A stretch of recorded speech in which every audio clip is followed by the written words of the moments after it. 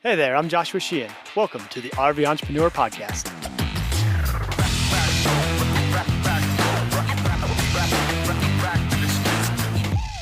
The RV Entrepreneur is a community for RVers that are exploring ways to financially support themselves while living their RV life.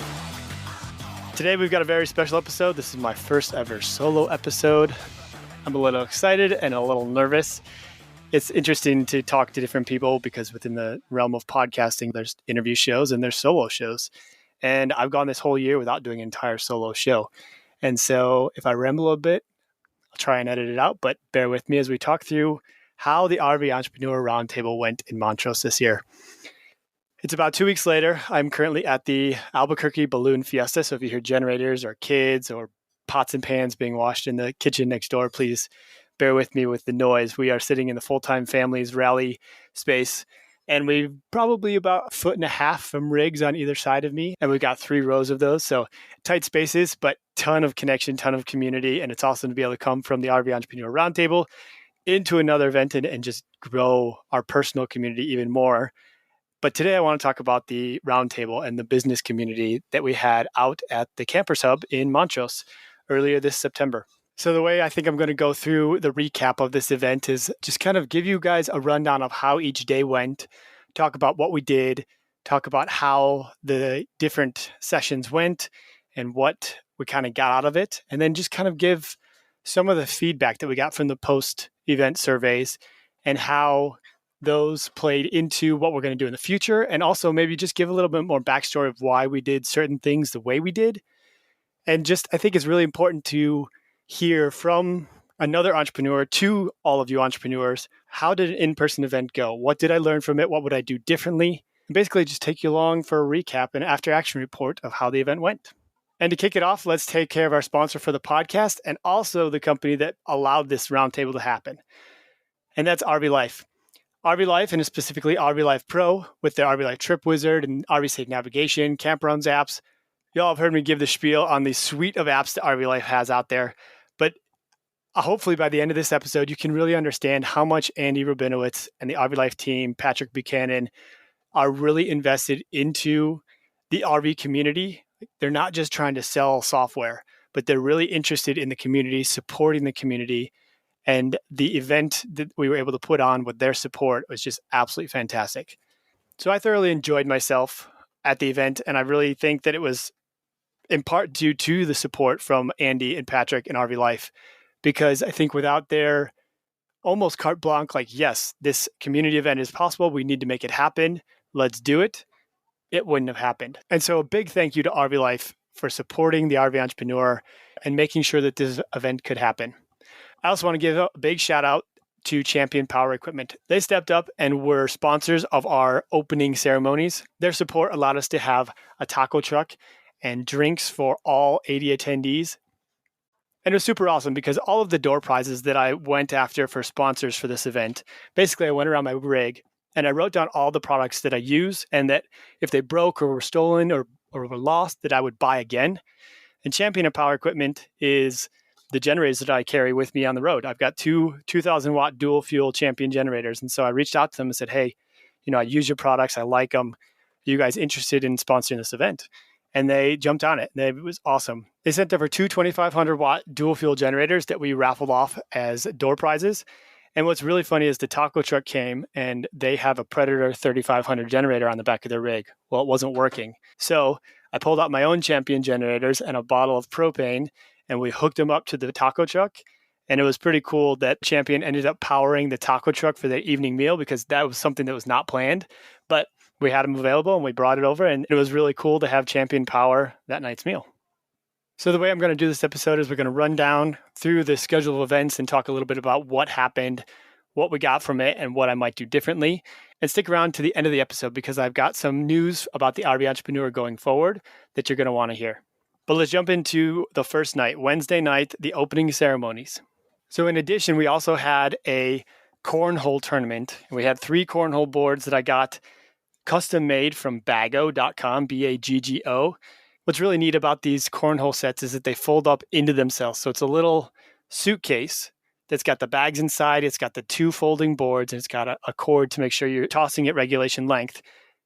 and I got them custom made. So we had the RV Life logo on the front of them. And so we went through the tournament of everyone who was interested in playing cornhole. And wouldn't you know, Heath and Alyssa Paget came through and won the cornhole tournament again. Now, last year, Heath and Joel Holland from Harvest Host were playing, and they won the tournament then. And everyone was like, come on, man, you can't win your own tournament. Well, so then Heath comes back this year and he wins it again. And so it's just kind of funny that Heath came back and won the cornhole tournament again.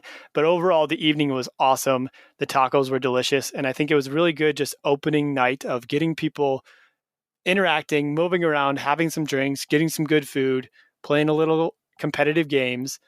And it was really just a great day to welcome people into the Campers Hub, into the space, and get them all acclimated to each other and start off the event on a good foot. So then we get to Thursday morning, and the first thing we do is I grew up as a camp counselor. So mandatory fun, leadership games, those I am well versed in. And so what we started out with was a speed dating session.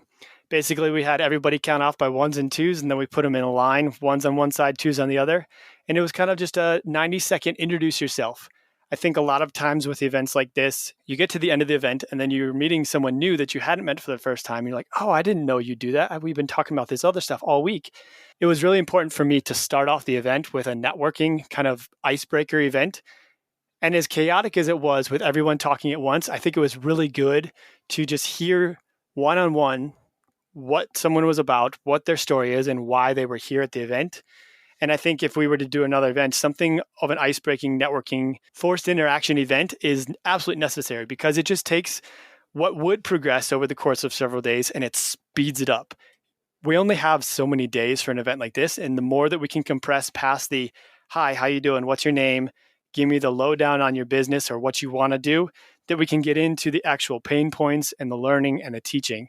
And so we started off with the speed dating. And I think it was well received and it definitely accomplished what I was going for. Then after the speed dating, we had Alyssa Paget come up and talk about self-publishing. She just released her second book. We had her on the podcast earlier this year when the book released. And she just talked about how going through the past two books that she's released as an independent author and self-publishing, what she learned, what she'd do differently, the different tools and tactics she employed to get her book out there. And for those that were interested in writing books, I think there were a lot of key takeaways and lessons learned, just kind of hearing the backstory of behind the scenes things of how it was writing two books and especially self-publishing two books. Because oftentimes if you have a publisher, there's someone there to kind of hold your hand and walk you through it. When you're self-publishing, you got to figure out all this stuff by yourself. And so it was really cool to have Alyssa come back and Heath and the kids and be able to talk with them before they jumped on an airplane the next day to head out of the country. So it was awesome to have Alyssa come and talk about book self-publishing. After that, we had Damian Ross from RV Today magazine, also Rootless Living magazine and the Rootless Living podcast. He got up and started talking about how to start an analog business in a digital world. And it was really interesting to hear Damian's perspective on this and to hear all the different perspectives and maybe roadblocks is a way you could describe it that they went through to get these magazines published was super interesting. Him and Nikki Kirk, who is also co-owner in the magazines, we'll talk about Nikki because she did her own thing here the next day. But they were talking about how they wanted to just do a digital magazine subscription with Rootless Living. And the subscriber base said, hey, we want physical copies. We want to do this. And so it was interesting to hear how they progressed and what lessons they learned from the first magazine that they then implemented in the second magazine, RV Today, and how they got it into physical bookstores and all the different lessons that you can learn from analog styles of communication, which the event itself was. We were sitting in a room physically talking to people. It can't get more analog than that.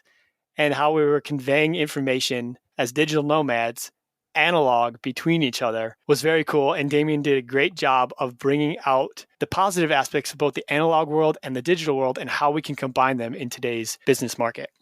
So then after Damian spoke, we went into a lunch break and then we came back and the afternoons were going to be our roundtable discussions.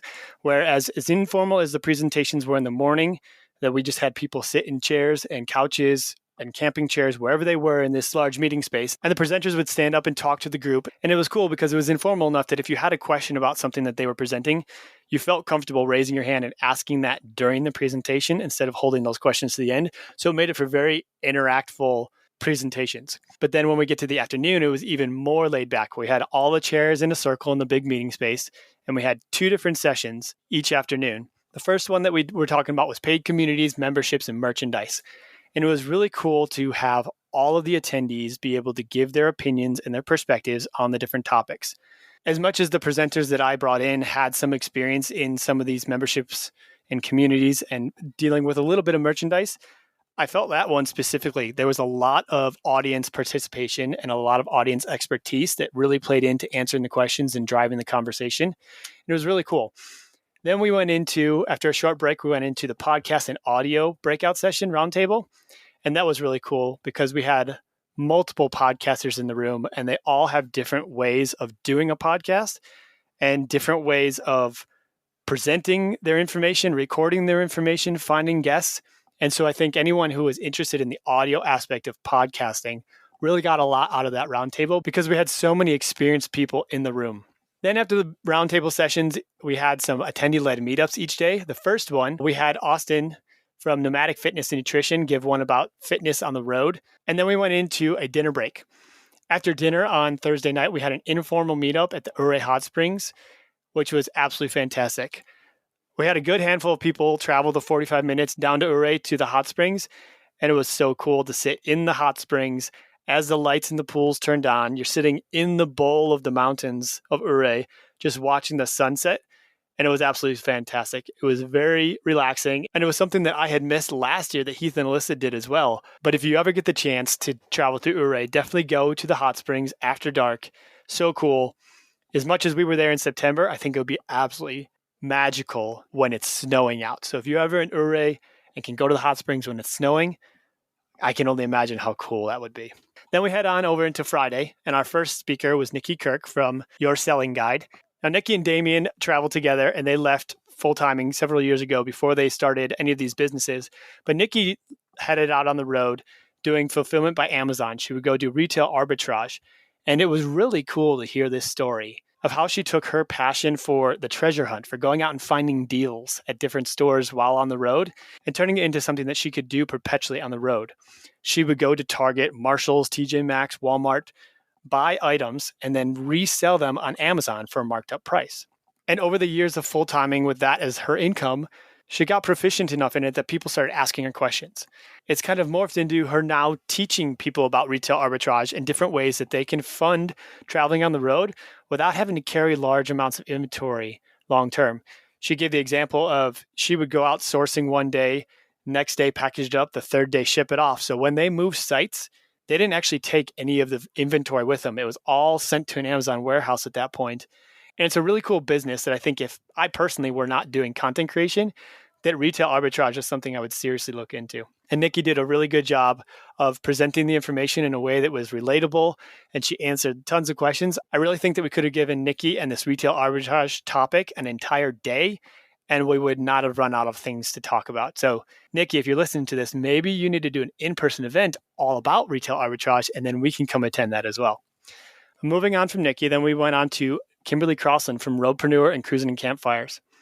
Now, Kimberly is a podcast herself, and she is a marketer and copywriter extraordinaire. She runs her own paid community called Roadpreneur, and it was really cool to hear and talk about her retention strategies for membership growth, of taking her online community, bringing it into a paid membership, and how she provides enough value for the people in that membership that they, hands down, think it's entirely worth the membership price to be in the group because of the value that Kimberly and her guests bring into the Roadpreneur community.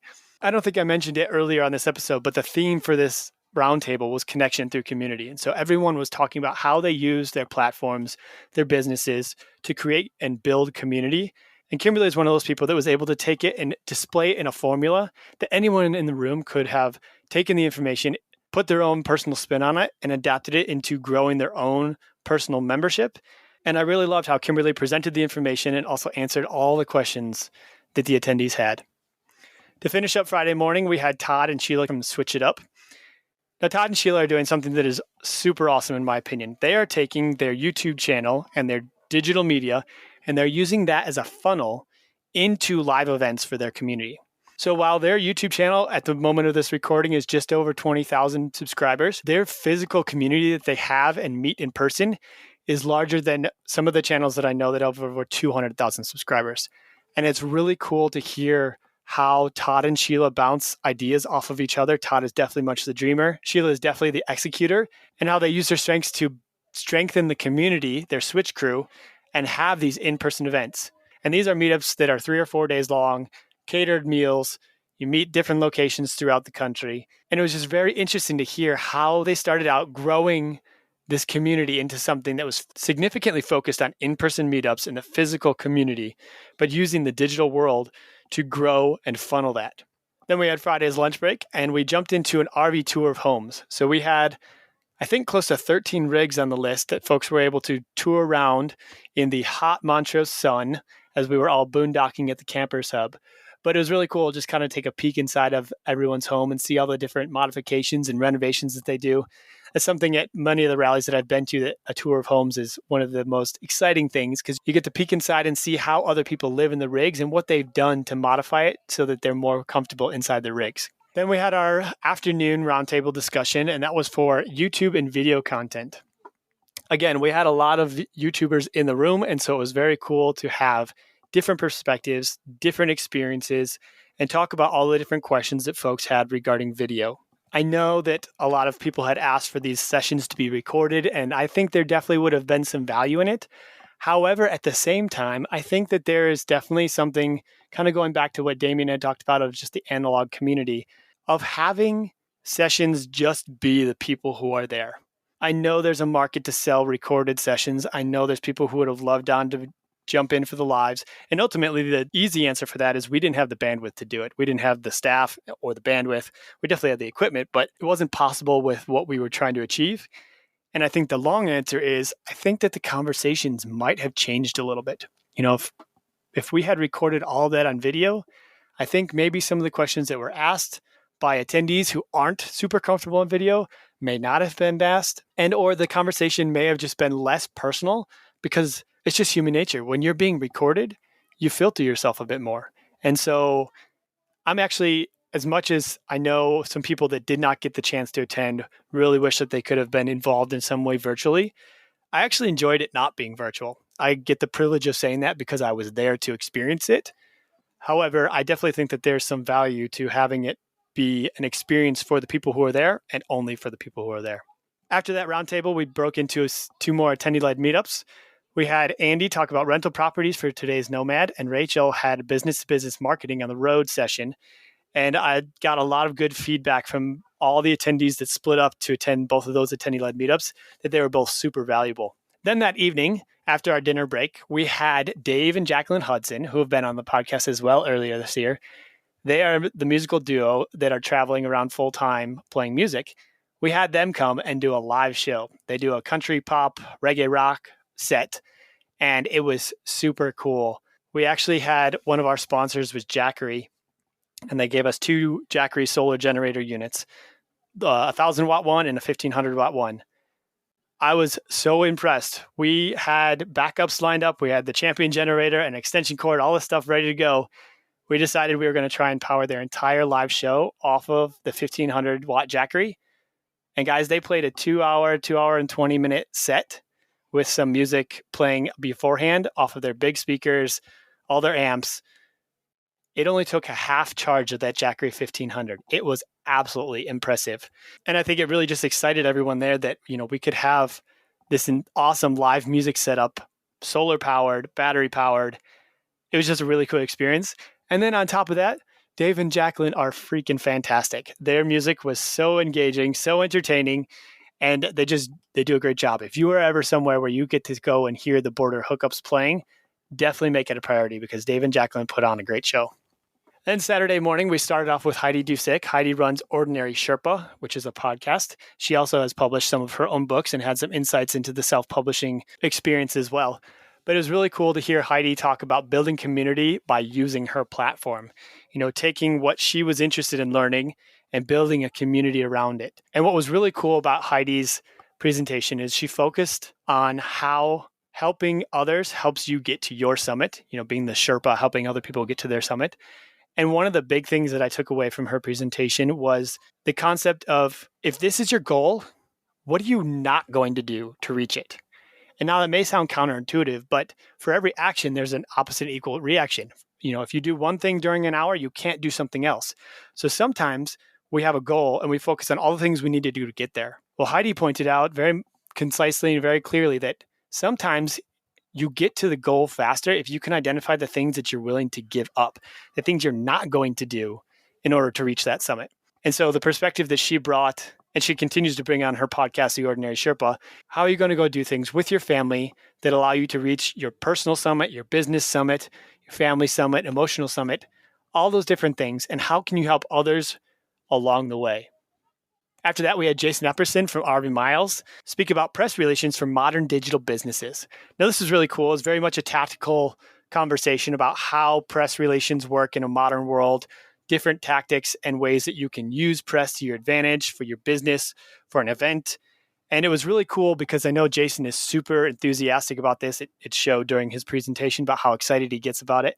And the tactics and suggestions of how you can use this to promote either digital business, an analog business, or an event were really applicable. So applicable that before the week was over, Todd and Sheila from Switch It Up, who had spoke the day before, put a post in the private group for the event saying, hey, we ended up using the stuff that we learned from Jason's talk to release our first press release for an event we're having in a few months.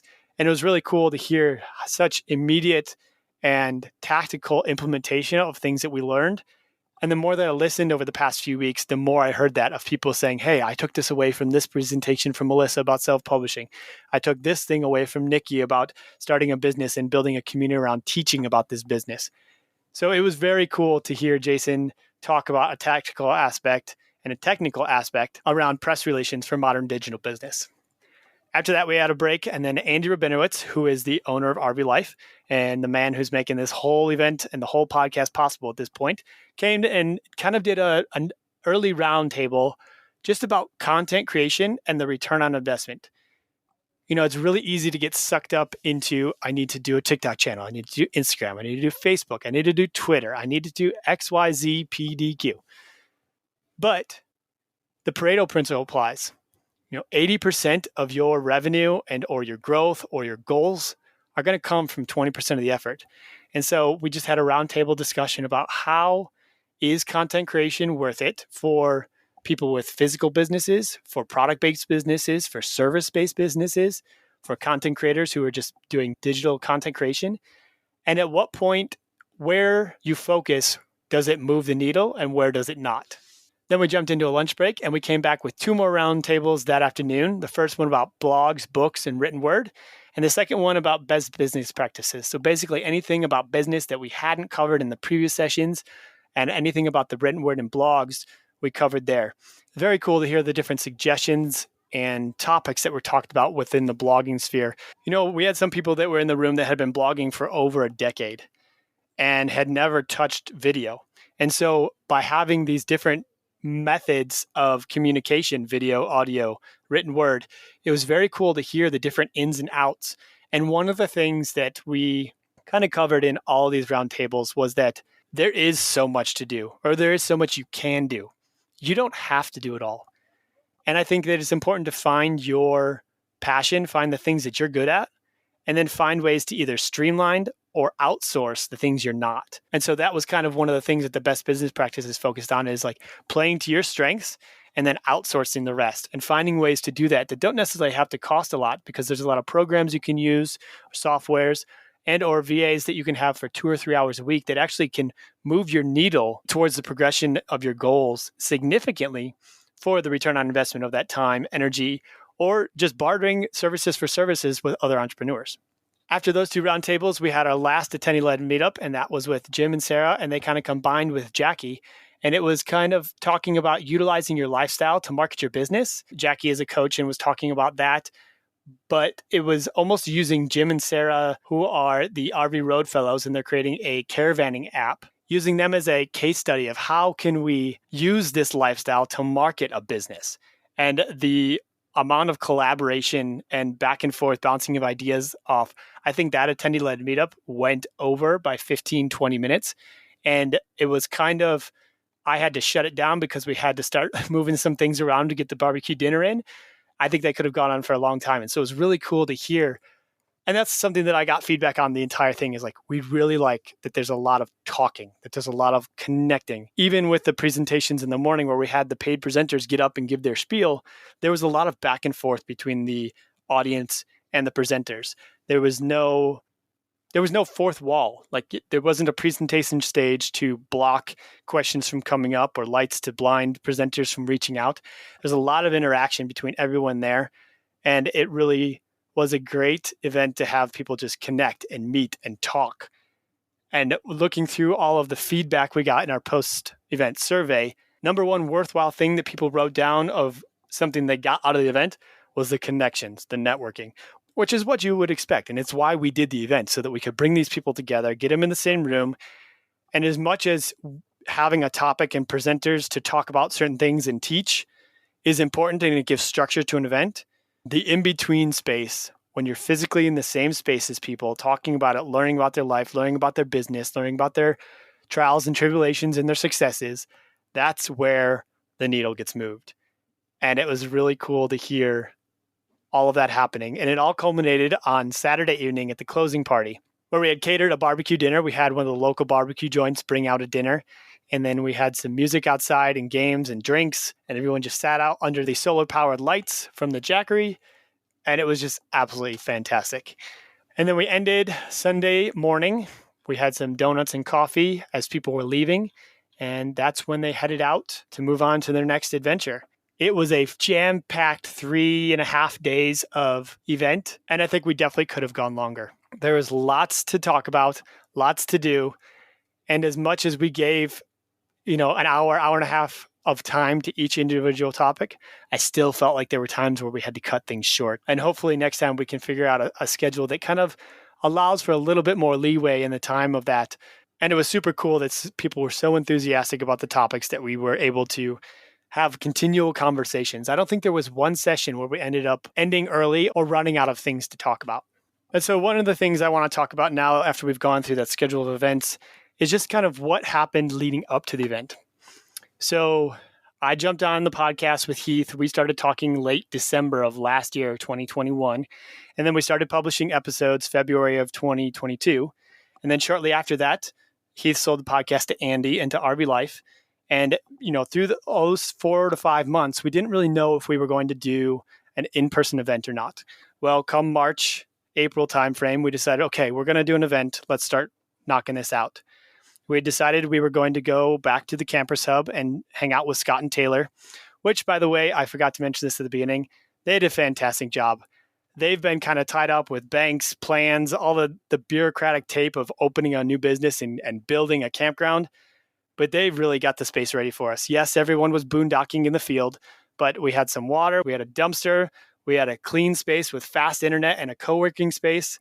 And I think the Campers Hub is on a trajectory to be an awesome campground in Western Colorado that if you're ever traveling through, most definitely stop by and check it out, especially when they're done with their plans. They showed us some renderings of what it's going to look like when they're done. Guys, it's going to be absolutely fantastic. But so we decided to go back to Montrose because, we were short on time. It was already April. We were trying to get it done at the beginning of September.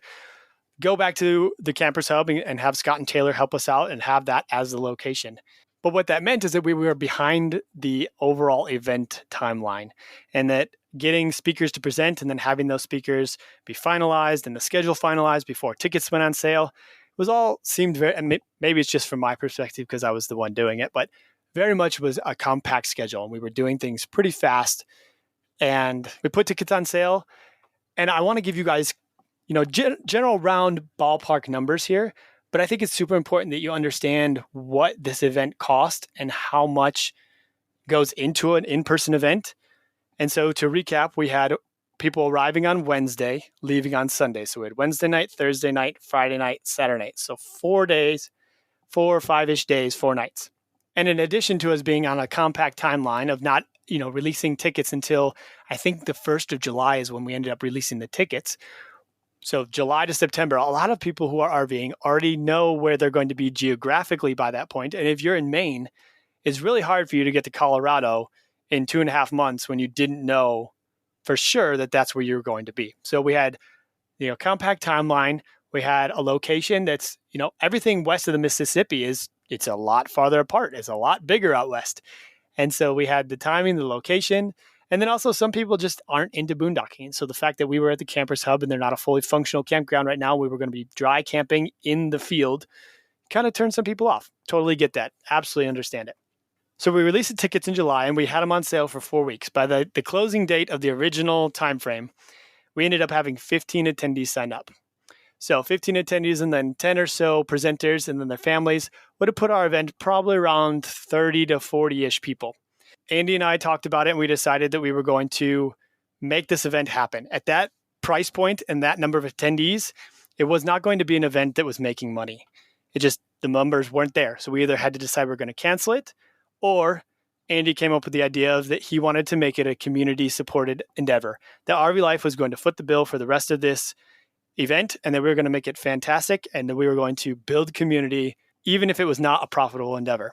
So we ended up lowering the price to $99. Half of that was going to help defer the cost of food and supplies, and half of that's going to be donated to Care Camps, which is an industry-supported nonprofit that Andy really enjoys and supports on his own time. And so at the end of the day, by the time we got around to the event, we had a roughly 40 paid attendees, roughly 10-ish speakers and staff, and then family. So we had a total of about 85 people at the event on site. Some of them were boondocking their rigs. Some of them were staying down the road at a different campground. Some had Airbnbs. Some flew in and slept in their car. We had all different lodging situations. And as it came down to at the end, we had the event space that we were renting out, the speakers that we had paid for their time. We had the taco truck on Wednesday night, and we had barbecue on Saturday night, and then coffee and donuts Sunday morning. So all that together, we were just under $20,000 in the cost to put on the event. Now, we did have one sponsorship from Champion Power Equipment that we came in and they paid for the drinks and the taco truck Wednesday night. And then we did have the offset of all the 40 attendees and their ticket prices. However, I just think it's important to know as an entrepreneur, like how much could a technically 5-day, 4-night event cost to put on for 50 to 60 people. And that was our end number, just under $20,000 after you account for all of the supplies, all the labor, all the rental equipment with the coolers, the propane fire pits, the chairs. And so you run the numbers on $99 a person at 40 people compared to $20,000. And it's definitely not something that RV Life made any money on. But sometimes it's not about the money. Sometimes it absolutely is about the community. And I think the more intimate relationship of this RVE Roundtable this year really spurred a lot of connections. And I've already been seeing a lot of collaborations between different businesses come out of it, even in just the 2 weeks since we ended. And so I think that is the really cool part. And that is where the investment lies of bringing people together, getting them in the same room, having them break bread and share drink, and just be humans together in the same spot. And so to echo some of that, we've got some of the attendees that came that have some words and their perspectives of the event themselves that I want to play their voice memos for you. So here are some of the attendees that attended the 2022 RVE Roundtable. Hey entrepreneurs, this is Jim from RV Roadfellows. We were super excited to be part of the RVE Roundtable this year. We came away with so much information, like marketing tools and SEO ideas. But the biggest thing was leaving with a sense of exhilaration and excitement. Seriously, the support and sharing of ideas among the attendees and presenters, it made us feel like anything is possible. We can't wait to go back next year and see what everyone's accomplished. We're Tony and Peggy, and we're Stressless Camping. We truly enjoyed the RV Entrepreneur Roundtable. Meeting and reconnecting with others who have had the same successes and challenges was a real treat. It opened our eyes to new opportunities, but also reaffirmed some of the paths we're already on.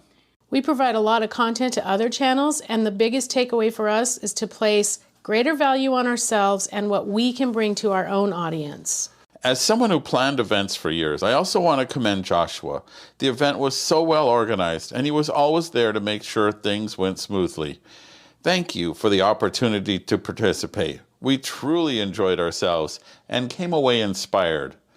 Oh, and happy camping! Hey entrepreneurs, this is Kimberly from Roadpreneur and Cruisin' and Campfires, and I want to tell you that my biggest takeaway from the RVE Roundtable was that community is everything. So many of us recognize the fact that camping can feel lonely, entrepreneurship can feel lonely, and when you find your group of people that you can come together with and really connect with, cry with, ask questions of, it changes everything. So if you've not found your community yet, absolutely go and do it. I know I absolutely found mine in the RVE Roundtable. It was phenomenal, and I hope to see you guys next year. It's super fantastic to hear all of those opinions and perspectives. Thank you guys for calling in and leaving those voice memos. I really appreciate it, and I love hearing the feedback. Thank you for taking the time to record those and share those with the listening audience as well. So what else could we have done differently? What other feedback did we get that people wanted to have something changed? Well, one of them was, I kind of thought this was funny, and I don't know who said it because it's all anonymous on the feedback form that we used, but it was something to the effect of, have a few more ways of how to make money on the road that's not starting a business. I kind of chuckled a little bit because it's called the RV Entrepreneur Podcast. Entrepreneur being the key word there. But to be more serious, some of the things that we focused on, and I think it just has to do with me as a content creator myself, that is my main focus. So the folks that I immediately thought of to bring in to speak and teach were content creators in their own right. So having a more diverse schedule of things that were not necessarily content creation, even though content creation is a part of every business in today's day and age, having things that may have been a little bit more tactical away from the content creation was one of the feedbacks that we got. I totally get that, and it's something that we'll work on in the future. Having even smaller roundtables was one of the feedbacks that we got too. So the roundtables in the afternoon, we had speakers and attendees, probably 50 to 55 people in a circle. Well, you can only have so much conversation going on at once. And so one of the feedbacks was maybe we have multiple breakouts at once where it's 10 to 15 people instead, even if they're talking about the same thing, and then be able to come back and after those small group sessions, have one big session where each little group could share their own takeaways from the small group. That way everyone can have the distilled knowledge of all the group, but in a way where more people get to talk more often. Another really tactical way that if you're doing a roundtable session or you have a speaker that we didn't do that would have been really easy to implement that we should have done was just have a bucket. If you have a question, write your name on a slip of paper and stick it in the bucket, and then we can just pull questions out of the bucket versus having people raise their hands and talk about their experiences that way. It would have allowed for us to cover a few more topics within the time frame allotted, and also allow people who may not be interested in speaking in front of such a large crowd the opportunity to get their questions answered as well. So the last few things that we had critiques on that people would have liked to see would have been more food and or box lunches, something that where if you're not going back to your RV to make food, go into town, get lunch, come back, and it kind of just eats up, half an hour, 45 minutes of your lunch hour traveling where you could be staying stationary and networking with people. That, in addition to folks really wanted an extra day to have a whole nother day of content and camaraderie, that all coupled together. And then in the post survey, I asked, we did this event for $99. Obviously, for it to proceed in the future, we have to break even a little bit more on those numbers. What would you value this event at? And so the numbers that came back were anywhere between $200 and $400 per person of value to attend that event. And so it's a balancing scales of offering more box lunches or another day means more content, means more speakers, means more. And so everyone loved how intimate this event was with its smaller scale than some of the RVE summits that have been in the past. However, if we keep it more intimate, we provide more food, and we make it longer, all those things increase that price. And so as a business endeavor and as an entrepreneur, you got to figure out where does that sweet spot lie to where you can offer an awesome event that people feel they've got their values worth, but also do so in a manner that does not put you in the hole after every event that you're doing. And so I've always wondered about that stuff when I go to events, like what do the finances look like? How much are they making? And how do certain things impact it? Diesel and gas prices definitely impacted our attendance at this event this year. Us being later on the timeline meant people that were not planning to be in Montrose that might have wanted to come didn't come because it was enough travel and therefore fuel expenses that it was out of their budget to even make it. So there was a lot of things that went into this year's event Definitely the compressed timeline probably could have attributed to all of it, but ultimately I'm super happy with how it turned out. I love how intimate it was. I love how the community came together and enjoyed the time, networked the time. And I think that you're going to be hearing things within the RV entrepreneur community for years to come that happened here at the RVE Roundtable. So in addition to my perspective that you've heard here and a few of the attendees calling in and sharing their experience as well, a few other people made content or reactions to the event, and I will put links to the ones that they sent me in the description of this episode. So if you want to hear a few podcast episodes or watch a few Instagram reels of things that happened at the event, check out the show notes for this podcast episode, and I'll make sure to put the links in there as well. If you're interested in getting on the email list to know about when and where the next RVE event is going to happen, make sure you head on over to the rventrepreneur.com/newsletter, put in your email, and we'll make sure to let you know the next event when that is announced. And now for some going forward news. We're going to take a fall break on the RV Entrepreneur podcast. We're going to have some time this fall where we're not going to publish episodes. And we're going to have a new format coming back when we do come back. I'm excited for it to flush out over the next couple of weeks and get you guys ready for some new things coming to the podcast. And I don't want to let the cat entirely out of the bag yet, but just know we're going to go on a few-week break, and then we're going to come back even stronger than ever with a new format and some twists to the RV Entrepreneur podcast. So again, if you want to know when that next episode comes out after we take our fall break, the rventrepreneur.com/newsletter, put your email in there, and also jump on over to the RV Entrepreneur Facebook page.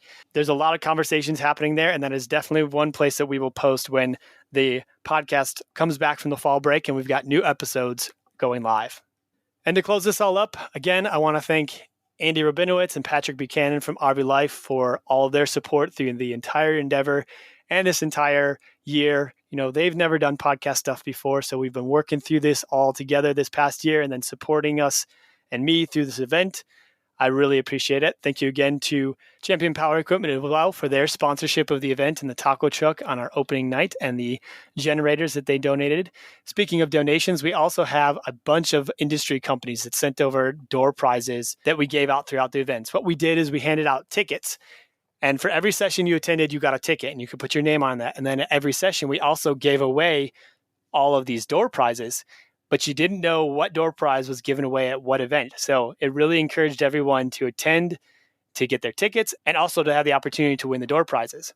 And so if you already had something that was being raffled off and you didn't want it, you could save your tickets up. So you could take all your tickets from all the events and put them in for one door prize. And so some of the things that we had, and I want to acknowledge all these companies that we had door prizes submitted for. First off, Beach Lane. Beach Lane sent us a ton of items to give away, from RV levelers to refrigerator fans. It was absolutely fantastic. Beach Lane really stepped up and supported the program with their donations. We had Hughes Autoformers with some voltmeters that they sent out, and also two 130, 150 amp surge protectors. We had Max Air sent out some solar shades and also a Max Air Deluxe fan. Latchet sent out a keyless lock. This is the lock that I have on my RV. As I said in the beginning, I reached out to all these companies because it's either a company that I would want to buy from or I already have bought from. So we gave away a RV door lock. Battleborn sent out two 100 amp hour lithium batteries and a battery monitor. That was absolutely fantastic. The Border Hookups donated a prize pack and a signed CD. Ordinary Sherpa had a signed book by Heidi Dusick. Cruising Campfires had one of their monthly subscription boxes that Kimberly puts out through her Cruising and Campfires business. We gave away one of those. More Rides sent out a fifth wheel hitch stabilizer, something that you plug into the hitch off the back of your fifth wheel that allows it to stabilize the rear end. Kimberly, also from Roadpreneurs, gave away a 3-month membership to her Roadpreneur digital community. Brandon Cave from Nomad Nation did all of the logos and graphics for the event and designed the connection through community graphic that we used. Alyssa Paget donated some of her new books. We had a Suburban propane folding fire pit from the Airxcel brand, who also owns Max Air. So they both sent the Max Air fans and the propane fire pit. And we also had TST tire pressure monitoring system that we gave away as well. Followed up by, last but not least, Jackery solar generators. Again, they sent out a 1,500 watt solar generator and a 1,000 watt solar generator.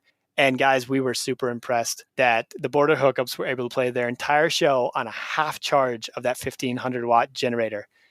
Absolutely cool products. And I think that the solar generator market is absolutely going to blow up in the future. And so I want to thank all of those businesses for stepping up and supporting the RV Entrepreneur Roundtable. Again, we talked about the compressed timeline. All these businesses stepped up last minute as well, because we were 6 weeks out from the event asking for door prizes and donations. And they were able to step up, get the items to the campers hub and have them ready. And I think that pretty much everything that we gave away was something that people are going to end up using. There was no fluff in the door prizes that we gave. And that was one of my goals, is I didn't want to give away things that people were like, oh yeah, great, this is awesome.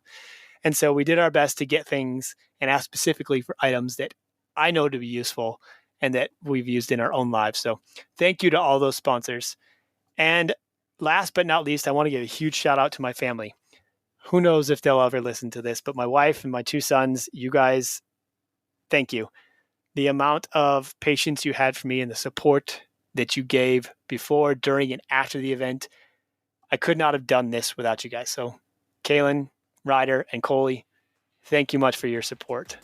I really appreciate it, and I love you. And with that, that's all I have for the recap of the event. Again, we're going to be going on a fall break, so don't expect an episode next week, but we will have some exciting news when we do come back with a new format and some changes to the podcast.